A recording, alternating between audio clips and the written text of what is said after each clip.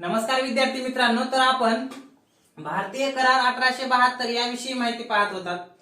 तर यामध्ये आपण प्रस्थानापासून ते जवळपास कराराची समाप्ती याचा अभ्यास केला. तसंच जेव्हा एखादी करारातील व्यक्ती आपली जबाबदारी पूर्ण करत नाही तेव्हा दुसऱ्या व्यक्तीला काही अधिकार प्राप्त होतात. तेव्हा आपण बघितलं करारभंग किंवा करारभंग झाल्यानंतर ज्या काही उपाययोजना असतात याविषयी आपण माहिती पाहिलेली आहे. तर आजच्या या लेक्चरमध्ये आपल्याला शेवटचा पॉइंट घ्यायचा आहे पहिल्या युनिट मधला, ई कॉन्ट्रॅक्ट. नावातच आहे ई कॉन्ट्रॅक्ट, ई करार. तसंच ई कॉमर्स असते, ई गव्हर्नन्स असते, हे लक्षात, ई मार्केटिंग असते आहे. असे शब्द आपण ई सोबत बऱ्याच वेळा पाहतो. मग हे ऍक्च्युअल ई कॉन्ट्रॅक्ट काय आहे? तर ई कॉन्ट्रॅक्ट म्हणजे इलेक्ट्रॉनिक माध्यमाद्वारे जो करार होतो त्यास इलेक्ट्रॉनिक कॉन्ट्रॅक्ट असं म्हणतात, म्हणजेच ई करार. ई कॉन्ट्रॅक्ट म्हणजेच ई करार, हे लक्षात. आता ई कॉन्ट्रॅक्ट काय असते? तर जेव्हा दोन किंवा अधिक व्यक्ती एखादा करार इलेक्ट्रॉनिक स्वरूपात किंवा इलेक्ट्रॉनिक माध्यमाद्वारे करतात तेव्हा त्यास काय म्हणायचं? E contract. म्हणजेच एक व्यक्ती आपल्या मनातील इच्छा इलेक्ट्रॉनिक माध्यमाद्वारे दुसऱ्या व्यक्तीसमोर व्यक्त करतो आणि दुसरा व्यक्ती पहिल्या व्यक्तीनं जे काही इलेक्ट्रॉनिक माध्यमातून पाठवलेली इच्छा किंवा व्यक्त केलेली इच्छा त्यास इलेक्ट्रॉनिक माध्यमातूनच स्वीकृती देतो. हे लक्षात, स्वीकृती देऊन प्रॉमिस देतो. म्हणजे ठराव होतो त्या व्यक्तीमध्ये. ठराव झाल्यानंतर त्या ठरावाचं करारात रूपांतर होतं. म्हणजे सर्वच करार हे ठराव असतात, हे लक्षात. आपण पारंपरिक पद्धतीने जर बघितलं, ई कॉन्ट्रॅक्टच्या अगोदर जे काही माहिती बघितली त्यामध्ये आपण काय पाहत होतो? एक व्यक्ती दुसऱ्या व्यक्ती समोर आपल्या मनातील इच्छा लेखी किंवा तोंडी स्वरूपात देत होता, प्रत्यक्षपणे पारंपरिक पद्धतीनं.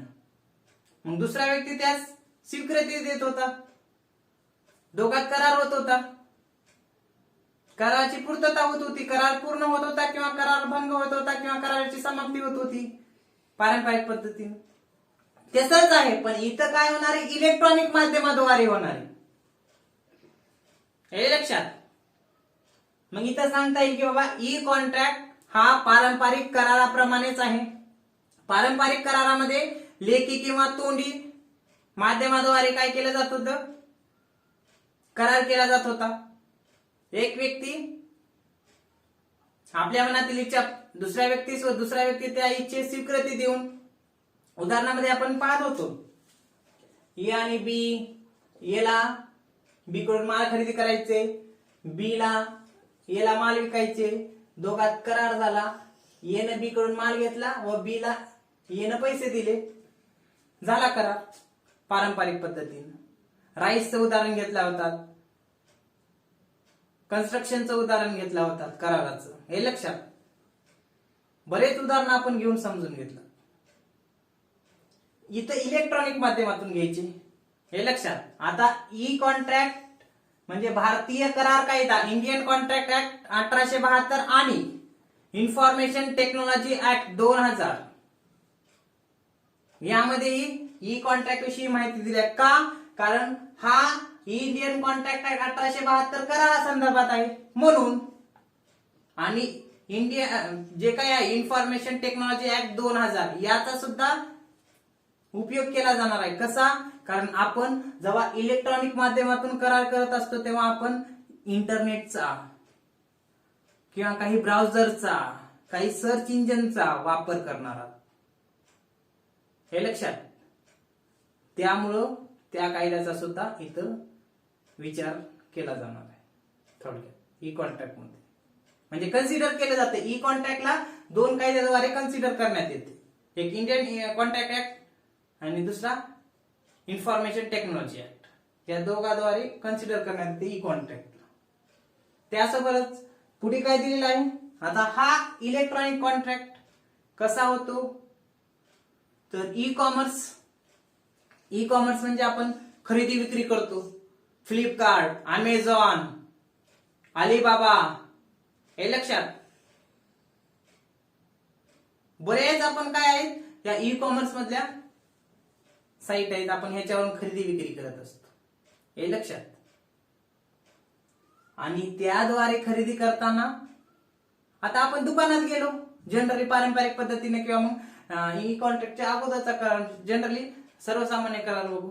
करार करते वेळेस आपल्याला एखादी पेन घ्यायची, ही पेन घ्यायची, दुकानात जातो आणि त्या व्यक्तीला आपण पेन मागतो, मार्कर पेन दे बाबा म्हणून. तो व्यक्ती असेल तर देतो आणि त्या बदल्यात आपण पैसे देतो. नसेल तर तो काय म्हणतो, सर अवेलेबल नाही, उद्याच्याला मी कसे आलतीमध्ये हे करून उपलब्ध करून देतो. ओळखीचा असेल ठीक आहे म्हणतो, दोघात करार झाला, उद्या देणार देणार, आपण पैसे उद्या देणार. उद्या गेलात, पेन घेतला, करार पूर्ण झाला, पेन तुम्हाला भेटली, तुम्ही त्याला पैसे दिला, तिथे कराराची समाप्ती झाली, यशस्वीरित्या कराराची समाप्ती झाली, हे लक्षात. आता इलेक्ट्रॉनिक माध्यमातून जर बघितलं तर मग इलेक्ट्रॉनिक माध्यमातून तुम्हाला खरेदी करायची, अमेझॉनहून, फ्लिपकार्टहून, हे लक्षात. मग ह्या साईटवरून तुम्हाला खरेदी करायची, तुम्हाला पण तेव्हा पण करार करावा लागणार आहे ना. अमेझॉन सोबत करार करावा लागणार आहे, फ्लिपकार्ट सोबत करार करावा लागणार आहे. ज्या काही ई कॉमर्स मधल्या कंपनी आहेत त्यांच्यासोबत तुम्हाला करार करावा लागणार आहे. आणि ते सर्व जे काही खरेदी विक्रीचे असतात ई कॉमर्सच्या माध्यमातून, ते सर्व करार इलेक्ट्रॉनिक माध्यमातूनच होतात. तुम्ही आता वस्तू मागवायची, मग वस्तू मागवताना तुम्ही काय करता, सुरुवातीला जी वस्तू पाहिजे ती अमेझॉनवर जातो किंवा फ्लिपकार्टवर जातो, सर्च करतो, हे लक्षात. सर्च केली की ते प्रोडक्ट सर्च करणार, त्यानंतर त्याचे फीचर बघणार. फीचर म्हणजे त्या प्रोडक्ट बद्दल माहिती बघणार, ऍक्च्युअल ते प्रोडक्ट चे फीचर काय काय आहेत. फीचर बघितलात त्यानंतर काय करणार, तुम्ही बाय करणार. बाय करते वेळेस तिथे येतात terms oblique condition. Terms oblique conditions येतात. त्याच्यामध्ये असतं काय, by one get one free, EMI, cash on delivery, हे लक्षात. क्रेडिट कार्डवर 10% फॅसिलिटीज किंवा डिस्काउंट, हे लक्षात. असे असतात टर्म्स कंडिशन.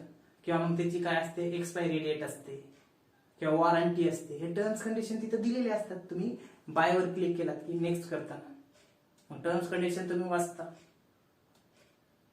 मग नेक्स्ट करता. नेक्स्ट केल्यानंतर काय होतंय की त्या टर्म्स कंडिशन आल्यानंतर तुम्ही रीड करता, ओके करता, ऍक्सेप्ट असेल तर, घ्यायची असेल तर. घेतल्यानंतर काय, ऍक्सेप्ट केल्यानंतर तुम्ही जर net banking, debit card, credit card न पेमेंट केला तर ठीक आहे, पेमेंट केलात 4-5 दिवसामध्ये ती वस्तू येते तुमच्या घरी. आल्यानंतर काय होतंय, तुम्ही ती वस्तू डिलिव्हरी झाली, मग डिलिव्हरी घेता, ते प्रोडक्ट वापरता, हे लक्षात. प्रोडक्ट वापरलं, जर खराब असेल तर तुम्ही जी काही त्यांनी मुदत दिलेली आहे टर्म्स कंडिशन मध्ये त्या दरम्यान तुम्ही त्यांना परत करू शकता. नसता वस्तू चांगली असेल तर तुम्ही वापरू शकता. आणि वस्तू वापरली की तिथं कॉन्ट्रॅक्ट डिस्चार्ज होऊ शकतो, समाप्ती होते कराराची, हे लक्षात. असा करार होतो इलेक्ट्रॉनिक माध्यमातून. किंवा ईमेल द्वारे करार होत असतो, ईमेल द्वारे. आता मी समजा अमेरिकेमध्ये, समजा 2 व्यक्ती आहेत, ए आणि बी अमेरिकेमध्ये राहतो, ए भारतामध्ये राहतो, आणि त्याला जर काही महत्वाचे डॉक्युमेंट पाहिजेत अमेरिकेमधल्या व्यक्तीला, मग हा व्यक्ती जायला तर वेळ लागतो. मग अशा वेळेस काय की तो मेल करू शकतो महत्वाचे डॉक्युमेंट स्कॅन करून, हे लक्षात. म्हणजे इलेक्ट्रॉनिक माध्यमातून होईल करार, ते सुद्धा महत्वाचं आहे. म्हणजे जेव्हा करार ई कॉमर्स, ईमेल, इंटरनेटच्या साहाय्याने 2 व्यक्तीमध्ये होत असतो तेव्हा त्यास म्हणायचं ई कॉन्ट्रॅक्ट. हा करार सुद्धा भारतीय करार कायदा 1872 मधील कराराप्रमाणेच आहे, पण तिथं लेखी तोंडी होत होता, इथं इलेक्ट्रॉनिक माध्यमातून होणार आहे. मग त्या ई कॉन्ट्रॅक्ट मध्ये तिथं कसं होतं त्या करारामध्ये की ठराराप्रमाणे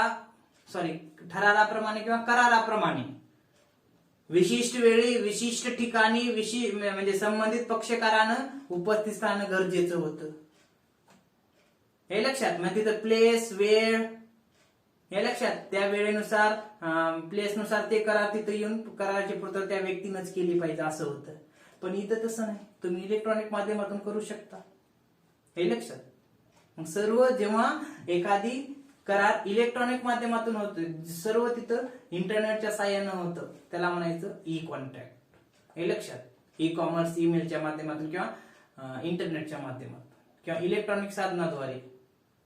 आता बघा एक उदाहरण बघा, इथं काय आहे, ई कॉन्ट्रॅक्ट इलेक्ट्रॉनिक माध्यमातूनच व्हायला पाहिजे तरच ई कॉन्ट्रॅक्ट होऊ शकतो.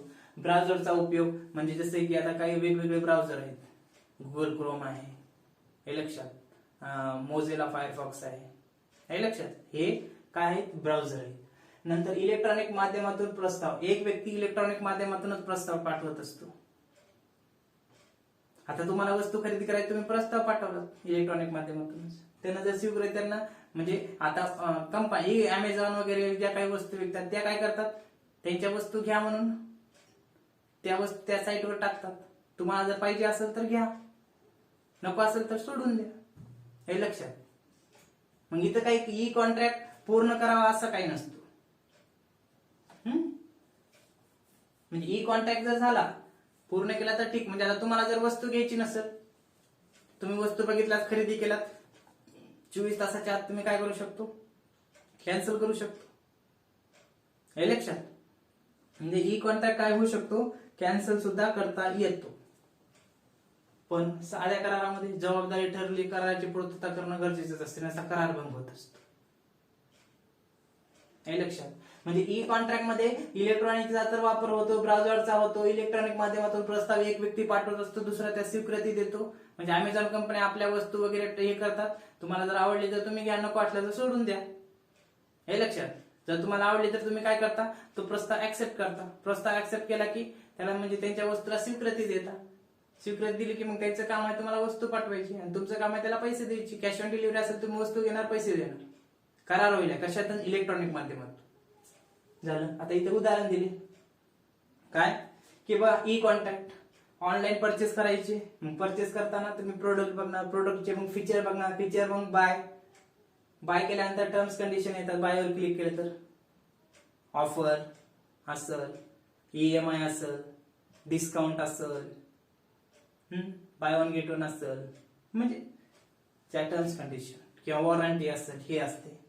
तुम्ही रीड करता ते ओके ऍक्सेप्ट असं, मला जर मान्य असेल तर ओके म्हणजे ऍक्सेप्ट करता. डिलिव्हरी प्रोडक्ट होते, यूज ऑफ प्रोडक्ट तुम्ही वापरता, करार संपतो. हा इलेक्ट्रॉनिक माध्यमातून. हे लक्ष. आता पुढे बघा, इंटरनेट फॅसिलिटीज मस्ट. म्हणजे इलेक्ट्रॉनिक माध्यमातून जर करार करायचा असेल तर तुम्हाला इंटरनेट असणं मस्ट आहे किंवा इंटरनेटची आवश्यकता असते. आता बघा हे झाले इलेक्ट्रॉनिक माध्यमातून. आता पुढे टाइप्स ऑफ ई कॉन्ट्रॅक्ट बघा. श्रिंक रॅप ई कॉन्ट्रॅक्ट काय असते? श्रिंक रॅप ई कॉन्ट्रॅक्ट म्हणजे हे सॉफ्टवेअरच्या बाबतीत असते. सॉफ्टवेअर प्रोग्राम वगैरे तुम्ही खरेदी करता, एखादे सॉफ्टवेअर तुमच्या कम्प्युटरमध्ये घ्यायचं असतं किंवा एखाद्या लॅपटॉप मध्ये अँटीव्हायरस वगैरे इन्स्टॉल करायचं असतं. सॉफ्टवेअरच्या संदर्भात जो असतो त्याला श्रिंक रॅप ई कॉन्ट्रॅक्ट म्हणतात. म्हणजे ते कसं तर बघा,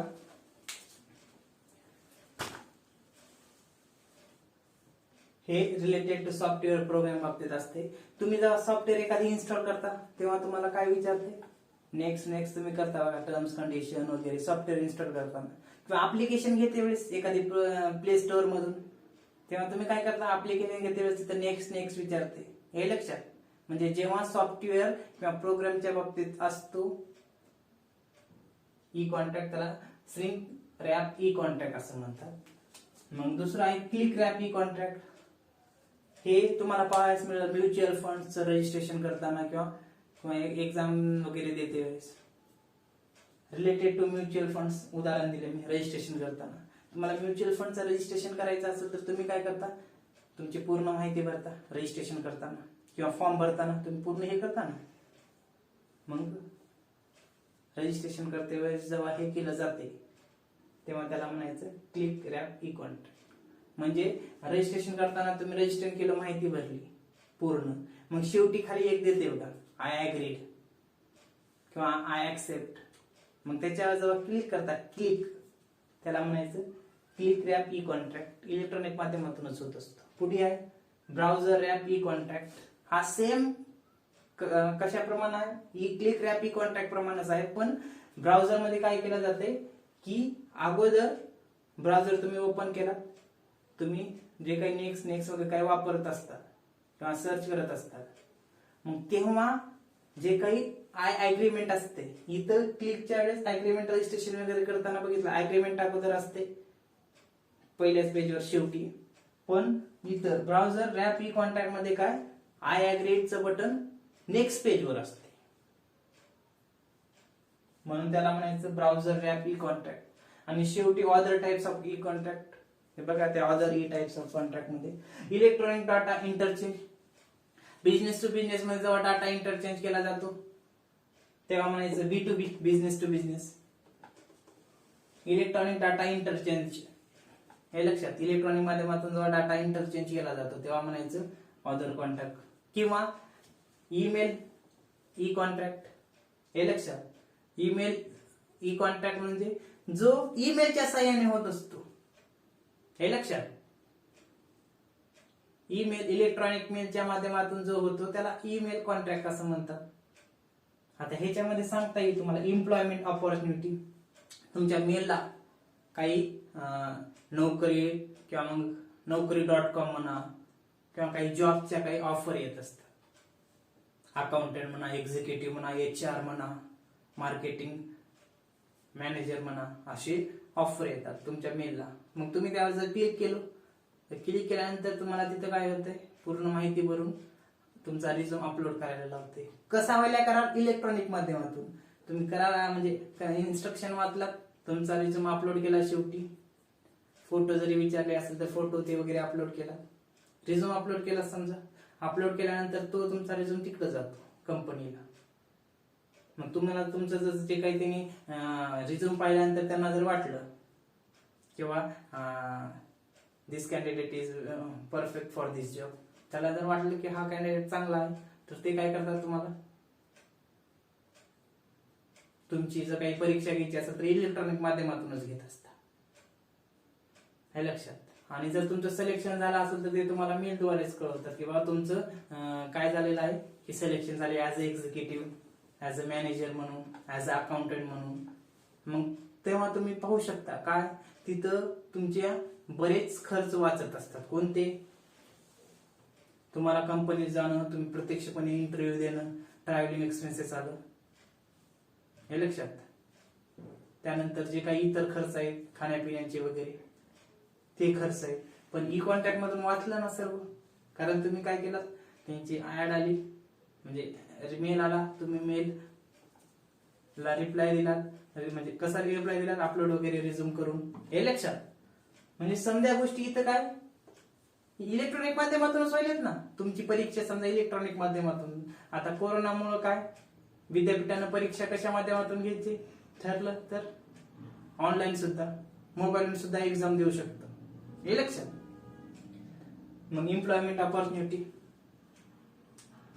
म्हणजे एम्प्लॉयमेंट ऑपॉर्च्युनिटी थोडक्यात सांगता येईल की बाबा ईमेलच्या माध्यमातून ईमेल कॉन्ट्रॅक्ट, हे लक्षात. तुम्हाला बरेच मेल येतात, तुम्ही जर पाहिलं तर काही कंपनी आपल्या जाहिराती देतात, म्युच्युअल फंडची, बाईकची, इन्शुरन्सची, अशा बऱ्याच इलेक्ट्रॉनिक माध्यमातून ई कॉन्ट्रॅक्ट होत असतात. म्हणून लक्षात, हे झालं other types of e contract. हे झालं ई कॉन्ट्रॅक्ट विषयी माहिती. थोडक्यात सांगतो, ई कॉन्ट्रॅक्ट म्हणजे दुसरं तिसरं काही नाही, इलेक्ट्रॉनिक साधनाद्वारे जेव्हा दोन किंवा अधिक व्यक्तीमध्ये करार होत असतो त्यास काय म्हणायचं तर ई कॉन्ट्रॅक्ट म्हणायचं, इलेक्ट्रॉनिक माध्यमातून. म्हणजे एक व्यक्ती आपला प्रस्ताव इलेक्ट्रॉनिक माध्यमातून मांडणार आहे आणि दुसरा व्यक्ती त्या प्रस्तावास इलेक्ट्रॉनिक माध्यमातूनच काय स्वीकृती देणार आहे, हे लक्षात. म्हणजे इलेक्ट्रॉनिक माध्यमातून जे करार पूर्ण केला जातो त्याला ई कॉन्ट्रॅक्ट असं म्हणतात. आलं लक्षात.